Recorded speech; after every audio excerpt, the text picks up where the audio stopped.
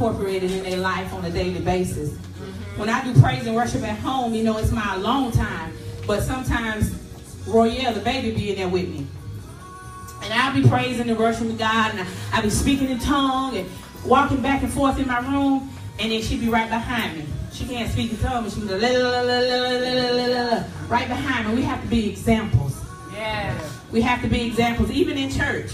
We teach them everything else. They learn everything else from everywhere else. I see them on Facebook twerking, and we think it's cute, but it's not cute. This is what they need to learn right here, because this is what's going to sustain them through their life.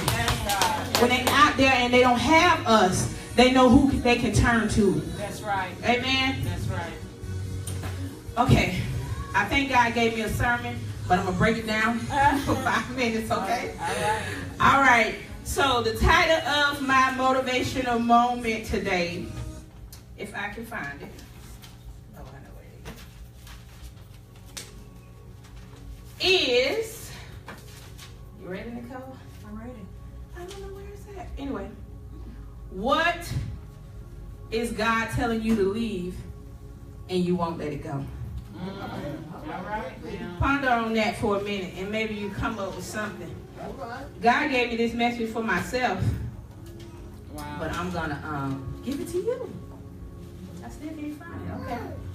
Well, in Genesis 19, the Bible talks about Lot. And in the beginning, it goes on to say how the two men came to Sodom and Gomorrah, and they stayed with Lot, and they began to tell Lot, hey, look, y'all need to get up out of here, because God is going to destroy the city. He's going to destroy the city and the plains all around it. So everything in its inhabitants. So everything in that area, God was going to destroy. So there was warning Lot that he needed to leave. So Lot went and he told his son-in-laws, which he had two, he was like, we're going to have to leave in the morning. God is going to destroy the city. And they kind of brushed Lot off because they thought he was joking. No faith, no unbelief. They don't believe him. So obviously that tells me that they didn't have a real relationship with God, because if Lot would tell them something like that and they didn't even discern that he was telling them and he was not joking. So in 19 and 16, it says that it was the next morning. It was time for Lot and them to go leave the city before God destroyed the city. So it said that Lot lingered.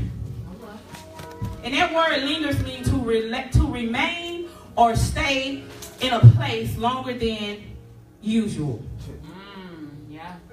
Or expected, or you're like reluctant to leave. So Lot, knowing that the men came to tell him what the Lord said and God is trying to spare his life, he still kind of lingered, like he didn't really want to go. He just told you that God is going to destroy this place. So why would you even hesitate? I think I wouldn't even waited overnight. I think I would have been like, okay, thank you. As soon as they told me, and y'all, let's get up out of here. But he kind of lingered as if he didn't want to go. So as the story goes on, Lot gets up the next morning, and they have to literally take his hand and say, come on. Go get out, get your family, get your girls, get your wife, and get out of the city. And he told them, the Lord said, don't look back. Don't look back. I'm taking you somewhere, so don't look back. So Lot kind of negotiated his way to stay in another city close by, which is the city of Zorah.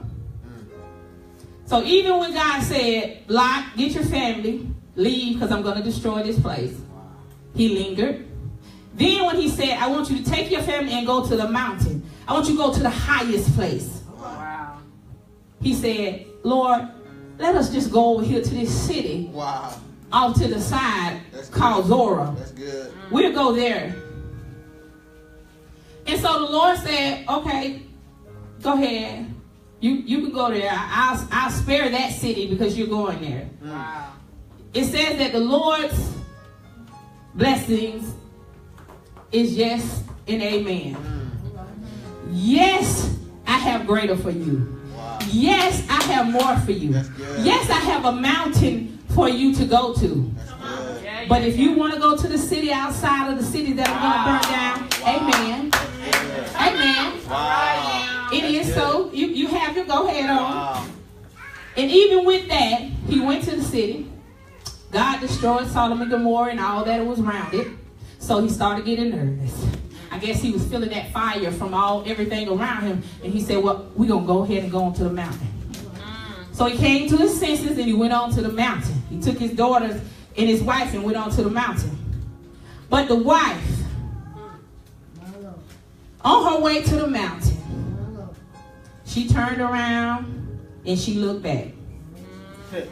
And she turned into a pillar of salt. God told him, don't look back.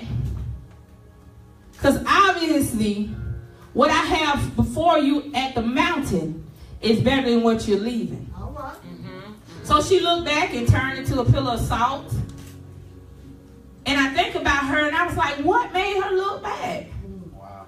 And then I was like, she had soul ties to that city. Yeah. She had something in her mind said, let me get one last look at what I'm leaving. I could just imagine if she just looked back and God wasn't a God of his word and he allowed her to live and go forward. When they got to the mountain, I could hear her saying, oh, why we had to leave our life.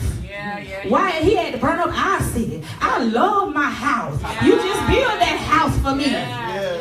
You know what I'm saying? Ungrateful, not realizing what God has saved your life. So that tells me that her relationship with God was not where it was supposed to be. She didn't have the faith in God that she needed because she didn't even trust him enough not to look back. Whatever she was looking back for, whatever she was trying to remember or get a glimpse of, was more important to her than what the Lord said to her. More important to her than what the Lord had already planned for her on the mountain. So she was turned into a pillar of salt. She was consumed, what the Bible said. They were consumed. And that is destroyed. She had to be consumed because the Lord's word would not return to him void. He said, don't look back, or you will be consumed.